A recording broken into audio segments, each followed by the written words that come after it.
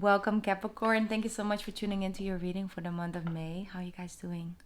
I know for some of you it's been quite an intense period of time. So let's just check in and see what guidance comes true for you guys. First and foremost, we're obviously, your fellow Earth sign, Taurus, retrograde. I'm dealing with that till the 15th of May. A little bit of shadow period, of course. But we also have just a lot of energy happening for you, like in your fifth house. And overall, I'm just sensing that your old coping mechanisms might come true and shine through a little bit and shine a light upon what isn't really working in the long term, but definitely gives you a short, quick fix. But then also realizing I don't want a quick fix. I kind of want the long term healing. I want the long term change. I want the long term difference. And it's a little bit of an internal battle. I'm sensing that one day you're really on a flow and another day you might be really off track. And it's not about labeling those days. It's not about needing to, be hard on yourself so you can have a good day again. And it's just easing with the energy, understanding that energy levels and flows all hold purpose. And of course, we rather have a good day than a day full of anxiousness or anxiety, or depression, or feeling low, or feeling disappointed in yourself and things like that. But everything holds a level of purpose. We also have the card deep connection coming true for you guys. And I started off with a tarot for each and every sign, but with you guys I was like, no, let's just start off with keep yourself the light. And it says increased awareness. You have a deep connection and trust your inner voice. This internal battle is happening because your inner voice is becoming more clear. I'm hearing more crystal clear. And that is just not only sense of feeling anymore. It's like, you have a night out and you might drink, or you might, I don't know, whatever way, shape, form, do something. Maybe you've been eating really healthy and then, you follow the bandwagon and you drink and you eat or whatever you want and feel like, and that's totally fine. It's totally okay. There's no need for judgment or whatever shape or form. But the next morning, you may feel physically a lot less energetic. You might feel low. You might feel like anxious. And then here comes the judgment. Here comes the feeling of, I shouldn't have done that. It doesn't make me feel good. I was on such a right track and now I fell off. And, all of this energy going towards that, which kind of keeps you there as well. But I'm sensing that there's a mix of two. There's a mix of, old patterns of judgment from on yourself and forcing yourself. And obviously you guys are Capricorn, so you have this ability to really kick your own ass sometimes, okay? And then sometimes you kick your own ass too hard, and then you kind of need something to soothe the pain, and that makes you feel even less content with yourself and what you're doing and where you're going. So there's this back and forth, but there's this other side to it that is not coming from a place of judgment. It's literally coming from a place of very pure love, like self-awareness and self-love. That's your inner voice. It's like, you deserve to be healthy. You deserve to feel good every day. You deserve to live a life without feeling anxious. You deserve to feel content. You deserve to feel at peace. You deserve that. And putting this type of food or this type of drinks or alcohol and things inside your body take away that thing that you deserve so deeply and that you work for so hard. So there's this different dynamic to these conversations, and that voice is going to give you guidance this month. And it's not just only in you and you, like you and the way you work out, you and the way you work, you and the way you show up for friends. It's also really about a more external source, what isn't serving you the people that are in your life because they've just been there for such a long time, and you have this bond with them, but also you have not been feeling anything reciprocated to you, like showing, like helping you upon a journey. It's kind of, you've been dragging them along up on this journey, up on this hill that you're trying to climb yourself, and you're looking at that differently. You have moments where you just feel differently about it. You also have this full moon lunar eclipse in Scorpio, which connects to your 11th house. So that is really taking a closer look at that. It's really taking a closer look at that side within yourself. Does it still make sense? And if it does, beautiful. If it needs a little bit of tweaks and things, beautiful. Do that work, it's fine. But if it really is simply just, keeping it around to keep it around, it's not going to feel the same to you. It feels heavier than normally. And that's why you will have those inner conversations and awareness. You have divine healing, beautiful energy. Beautiful energy. Honor your sensitivity. Retreat to recharge and to heal. Your light can support others. Beautiful. It's this work that you're doing. I have that before. Obviously, we're each other's opposite. So a lot of times when we come to Capricorn and Cancer, it's just funny. Like first the Cancer go through that, and then the Capricorn kind of follows up, or vice versa. And happens the same. It's like, you know what? That thing that you find very hard, I do very easy, and vice versa. And so you'll really have a chance to bounce off each other. My best friend, who's been in my life for a very long time, is a Capricorn, and I just believe having a person in your life that is your own opposite, it really helps you that with that development, basically. So it's not always the easiest, but it is always most consistent, and you just get each other's humor. It's just the truth. Anyways, let me not go on to that personal journey too much.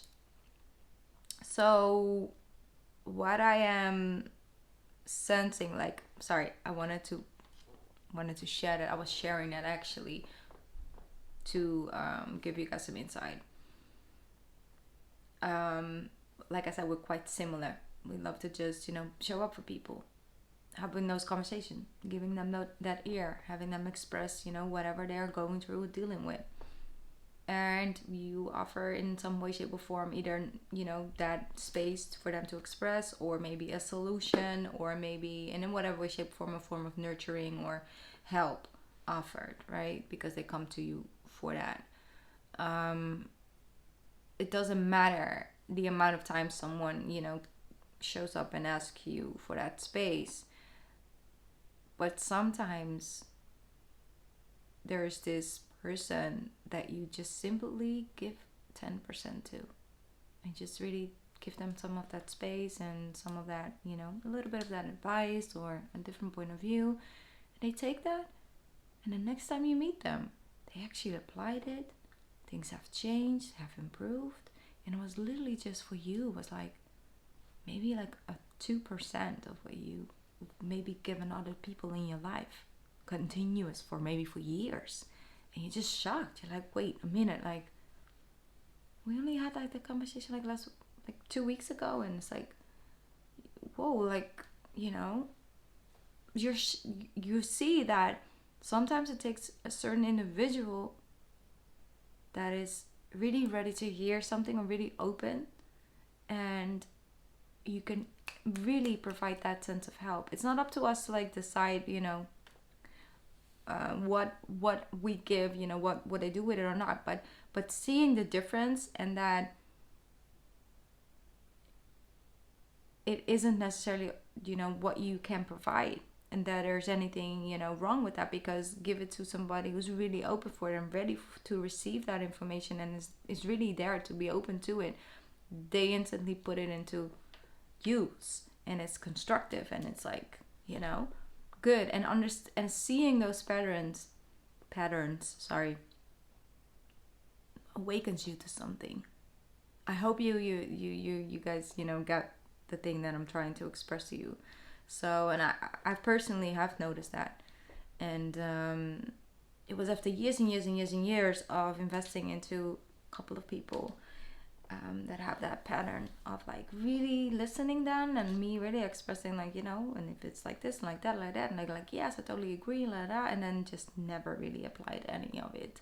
And then a couple weeks later came with the exact same story, and then we do it all over again. Let's have a therapy session about it, right? But then one time I had this person who, like, I was just creating that same space, and you know, forgot about it. Like, it was just a moment where we would had, like, you know, a cup of tea and conversation, and just laid it out on the line for them. Just give them advice, not like, you know, this is what you need to do. It's like, no, like, you know, if you would do this, then this may happen. But if you would just put this time in it and do, then actually down the line that will provide a lot more stability, a lot more change for you. But obviously it's up to you, because we can't decide, you can't pick and choose. Our advice shouldn't be like law, like it's just you give it freely, and then, you know, whatever the person decides to do with it is theirs. And then months and months later, a person came back to me and said, listen, I remember that conversation, I really did that, and I just want to thank you. Like, thank you for that night, or thank you for that thing, because something really clicked and I applied it, and it really did. I'm super happy that, you know, I actually put in that time, and I'm super happy now that I did that, and thank you for that. And I felt so like there was such a big shift between the ability of really helping someone who wants to receive your thing, instead of just simply someone that wants you to listen to them, and someone who doesn't want to get out of it just yet. Not really, not truly. And there's a difference there, and it's without a place of judgment. It's not like, oh, one is better than the other and this person should just do the same as the other person. No, it's about understanding how many of those people that I was talking about in the first place can you have around, versus how many of people do you want in the other side of the scale can you have around without feeling like it's depleting you. How can you bring a balance into that? Having that level of understanding is something that really comes with a lunar eclipse in your 11th house. And it's about rewards. It's about also rewards of like the time and energy you put into people, and actually something being, you know, that it's actually worth something, like it's actually doing some good. So it's, you know, a reward for the time and energy that you make for people. And it's not that, you know, the time that that's time for them to show up for you, that they just all of a sudden magically, you know, they have the flu and they can't show up. So it's becoming aware and putting that into motion constructively. I think there's this new chapter coming in for you guys that is very surprising. All right, Cap, let's look what the tarot has to say about all of that and other stuff. Let's see what we got for my Capricorns. Yeah. See, it's like 7 of Wands. Putting in the work, but also defending the thing that you believe in. This is very protective. This is very, that other side I was talking about all the way in the beginning of your reading. It's like, you know, I should have not gone out, or I shouldn't have done this or that because, you know, I have this thing. And it's like, no, it's like I nurture it. I nurture this. Like, this is an energy and shift that I'm seeing. It's almost like, you know, this person is not even wearing the same shoes. You know, it's like he's just defending whatever he got left. And this is more of like, no, I honor what I have. And it's something that I treat with respect. Like your body, your mind, your spirit is like, this is something that is, it's a gift. And I'm ready to develop this. And this is something that I honor. And do it with grace and with love. It's very beautiful. So there's some dream you have. You're at the beginning stages, but there's a lot of potential, because you're not begging now. It's like, no. This is what I want. This is what I'm gonna get. Okay, Capricorn. I love that energy. I thought we had a flip over, but I guess not. It will come out. This is a little bit too much, guys. Can we just get 1 or 2 cards? There we go. We have the Gemini energy. We have the Lovers coming through. Let me see.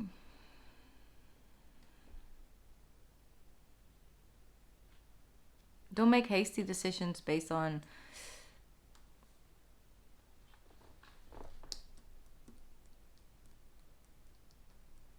outside results. I feel the need to tell you guys, like, you don't have anything to prove to nobody, because that's an outside source, right? If it shows up in the external, people can see it, can touch it, can taste it, or whatever way, shape, or form, you know, can witness it and have proof. It's like you don't have to prove anything. The only person you have something to prove is yourself, and not in like an on an ego level, you know. I'm not saying ego is negative, you know. It's just like you don't have to prove that you can do it. It's about how it makes you feel. How it makes you feel is way more important. So understand that there might be some moments this month where you feel, maybe I should just quit, maybe I shouldn't do it, maybe it's not worth it. No, it is worth the investment. It is worth the investments. I'm hearing very strongly. Alright, so we need to hide this. I thought I censored this deck, but I guess not completely. Alright, what's this? This is it. This is that tower moment. I know it's in your energy. That's why I decided to just start off there, your reading, because I knew it would show up.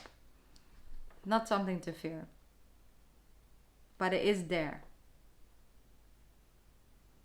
And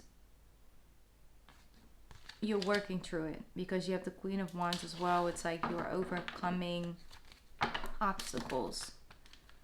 The Queen of Wands, she is not a queen who's like, I just was born in these riches and these privileges. There's amazing, you know, DNA line of accomplishments. No, she was a queen who had to work her way up. She owns that throne because she believes that she deserves to be there. Not because she's better than anybody else, but because she's been through it. She knows what it's like. She knows what it takes. And she's been putting in the work. And she's on that throne not to serve herself, to show herself, I'm on this throne, I'm a queen, I'm above. No, it's like, hey, I know the answer. Like, I can guide you, I can teach you, I can show you. If I can do it, then all of y'all can do it. And that's something that's maybe more inspiring than any other queen. You know, any other leadership role. It's like the Queen of Wands, one of my favorite cards in the deck, to be honest. Especially if you are on this journey of healing and evolution and transformation within your own journey. And the Empress here as well. And the King of Swords and the Hermit. And it's just rough out there. Because there's so many ways of leading your life, leading yourself, leading others, leading a company, leading a business, leading your daily routines. There's so many ways of leading, but if you choose to lead yourself, lead with love and lead with grace, like the Queen of Wands, and looking at it in which areas of your life you adapted a way of coping mechanisms that isn't yours. Who taught you to be this tough on yourself, Capricorn? Who taught you that? Who showed you that that's the way to go? Who showed you that that is the only option? Who was that person? Who inspired that energy within you? It's important to look at that closer, because there's a couple of ways that you speak to yourself that didn't just appear from nowhere. That's something that is like inner work, and identify it as such. It's an outside source, an outside coping mechanism that you adopted as your own. And so if you acknowledge that, you can actually also allow to adopt it and adopt something else, something more authentic for your here and your now and your present sense of self and your journey ahead. We have the the Knight of Cups with Judgment, the Hierophant, and 10 of Cups. That's so much better. So much better. So much better. It's a different level of commitment. It's really a different level of commitment. It's really a level of, I'm doing it from a place of love. I'm doing it with grace. You have the Judgment here with the beautiful Hierophant energy and the 10 of Cups. So this energy, like that 11th house activation, also because we have Jupiter moving into not your 11th house, sorry, in your 5th house, which also connects to, you know, relationships and your place in them and how you feel connected to it. Also to do with you know, siblings and things like that. So it's like taking a closer look at that. Just, I'm seeing ancestral patterns, but Jupiter is moving there, so it's like there's a lot more room to be creative, approaching things from a creative space. And Queen of Wands, she's very creative. She's very co-creative. I don't know if that's a word, but it's mine now. Co-creative. She's like coexisting with the, you know, whatever colors come at her, but at the same time is very creative with what she gets, her resources, and applies them, you know, finding flowers in the flower field and just making something out of it. It's like the flowers, that's not something she can control. She can't really control the flowers that she stumbled upon that just grow there. Like that is just, you know, free nature. She can definitely then add her own creativity to that and create something with that. So that's the thing. Same with your life story. It's like whether you had a very tough upbringing, very loose, very, you know, whatever way, shape, or form, whatever you saw or didn't see or heard or didn't heard, it doesn't have to be the end all be all. You can be co-creative with that. You can still decide, still look at, okay, what are these things that I've learned from these people or these places that I went through? What are things that actually could benefit me in this energy? Queen of Wands, like, I mean, there are always some things that are positive. You know, something that you would never have gained if you wouldn't have been in that situation. So there are always things that you can take from it with grace. And that's released with love. That's work. That's not something you do overnight. But the thing is, when you feel improvement and you feel that these type of moments, when this happens, this energy of the Tower and the Eight of Swords, you get stuck and you're in a loop and you can't really sleep, that energy like become less and less, and it becomes less intense. So you see that it works. And that will bring you the motivation and the inspiration and the grace to keep going. And that inner voice will guide you. It will keep on growing. Beautiful, beautiful energy, Cap. Okay, what else? What else? What else? What else? Sorry about that one. Letting go. Exactly. Once you let go of the outcome, you'll be able to release all the emotional constraints that have held you back in the past. Trust in the higher good and the guidance of spirit, as we have only your best intentions at heart, and we'll do everything in our power to protect you. Beautiful. Letting go. Release. Let it go. And find your center. Beautiful. All right. Sending a lot of love, light for this month. Cap, you got this. If you feel guided to get a personal reading, I changed a couple things around. Not a lot, but it's in the description box. You can see, and it's I'm open for them. I'm just, you know, I'll be here. Okay. I'll be back soon. Bye, Cap. I love you, and you got this. Okay, you got this. Bye.